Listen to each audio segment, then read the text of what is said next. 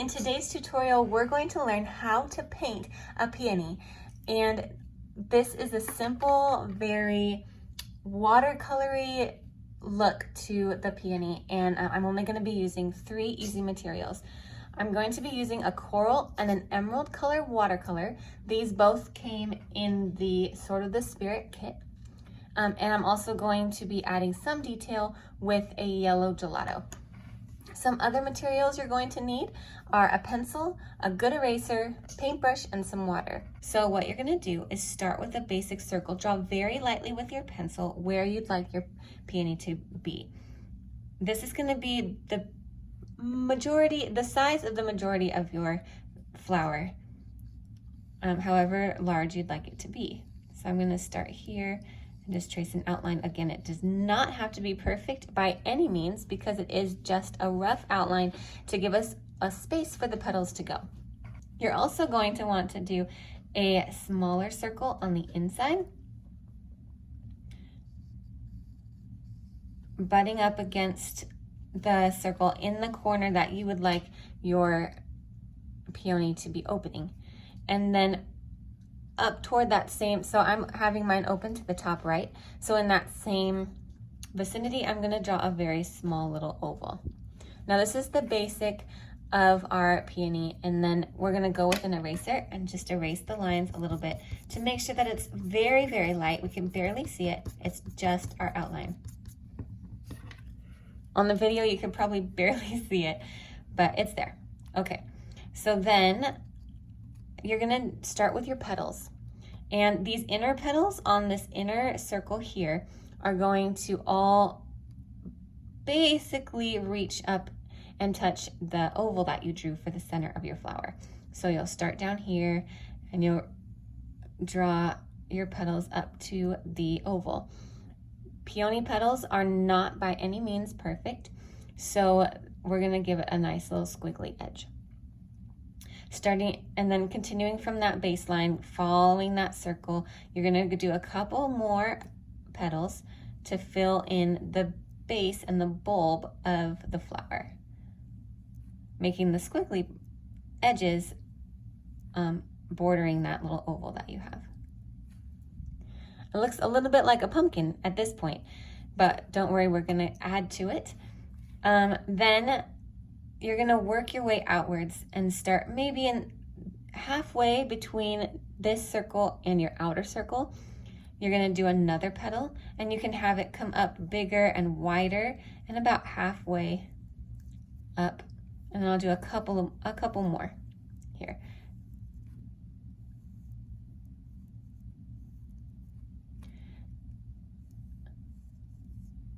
And then just to finish out that outline that we have, we'll do some very open petals.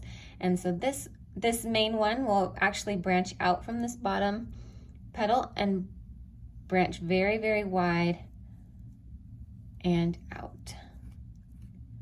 And then you're just going to do a few more along the edges.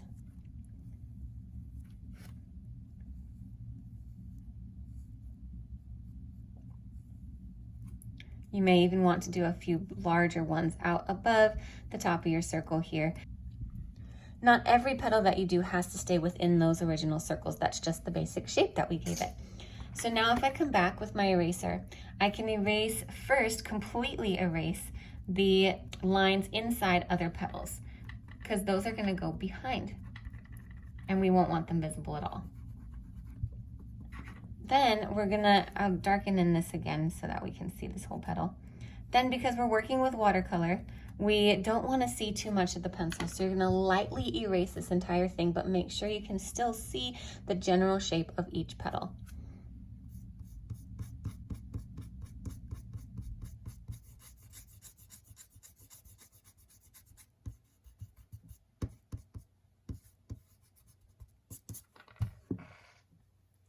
Okay, now we're gonna start with the coral. Actually, we're gonna do the whole flower with just the one color, and it will work just fine. If you have other colors you're working with, that's fine too.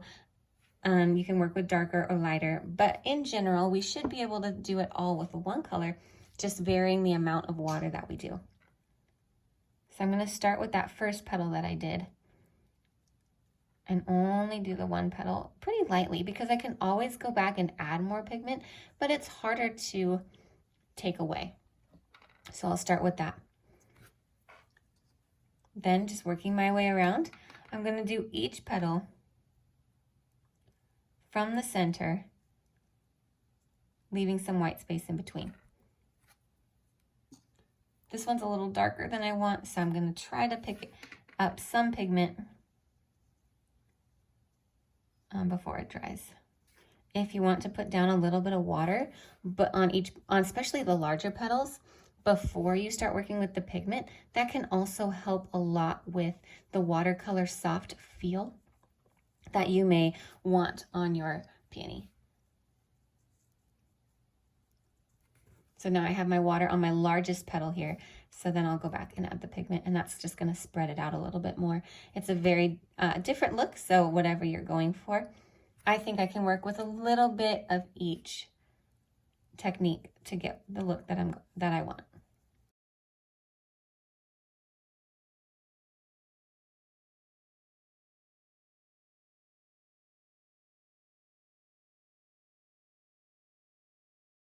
Okay, now that I have all the petals basically outlined, I want to make sure that the center and the petals have a shadowed definition. So in general, the easiest way to add shadow would be to make the inner part of the petal darker and the outer part of the petal lighter. So since I want this petal, this main petal, to be rooted here and be opening up toward this way, I'm going to add a little bit more color down here at the bottom. If you need to add more water to help blend, go ahead and do so. And then same for my inner petal right above it. I'm going to add more pigment at the bottom where the shadows would be falling, and then where the sunshine would hit, blend it out.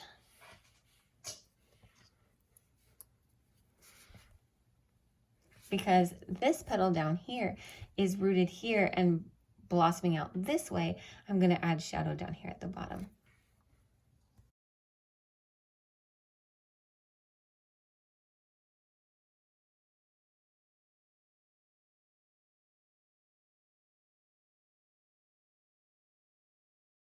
Another way to add good definition to peonies is to add brush marks and brush strokes in the direction that the petal is growing.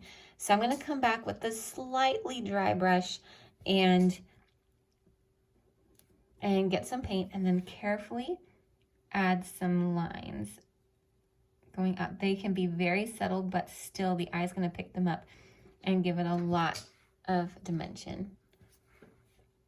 So this is another way you can add this, the shadows and the shading to the peony without it overwhelming anything. If it's too dark, like it is here for me, I'm just going to come back with water and continue the brush strokes in the same direction, but soften them out a little bit.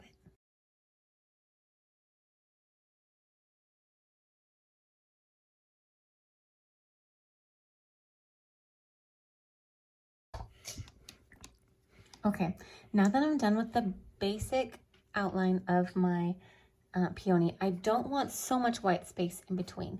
And I just did that so that none of my water would run into itself, since I don't have the thinnest brush and couldn't work so closely. But because I'm on watercolor paper, and the watercolor itself should spread out just a little bit to kind of blend the colors together and give me a little bit more of a unified look here.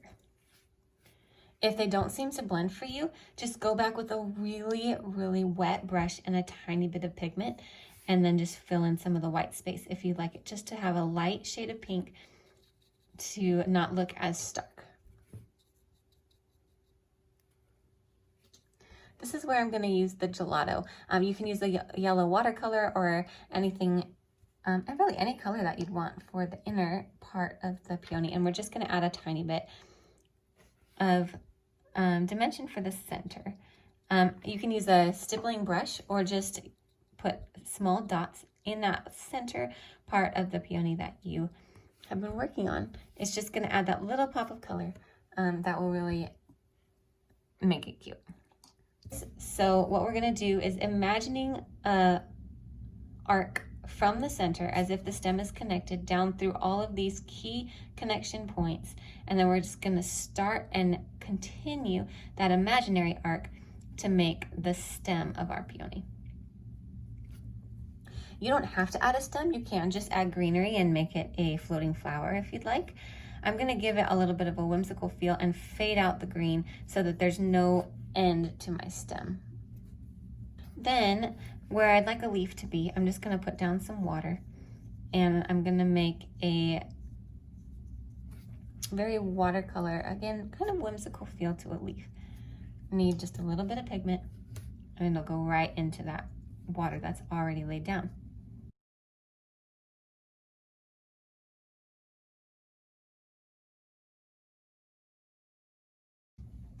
So there's two different types of leaves, one that I've laid water down first and one that I did not. And these different methods could be useful for either way. I'm not gonna leave this leaf like this, however, I am going to add some shadows and some outlining just to add that definition, but it's gonna look a lot different than this leaf does. So you can choose what style of leaf you prefer for your peony.